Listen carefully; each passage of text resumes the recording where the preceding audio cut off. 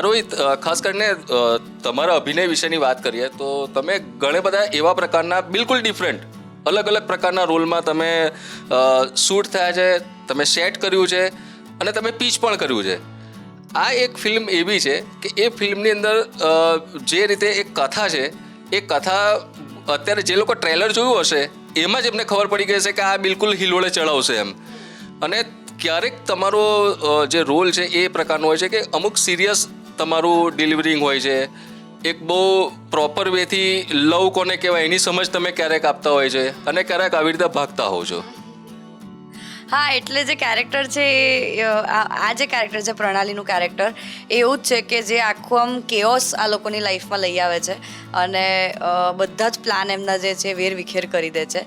પણ જેમ એક ફિલ્મ હોય એમાં દરેક કેરેક્ટરનો એક ગ્રાફ હોય, તો આમાં પણ એવો ગ્રાફ છે કે જેમાં બધા કેરેક્ટર્સના બધા અલગ અલગ ઇમોશન્સ જોવા મળશે.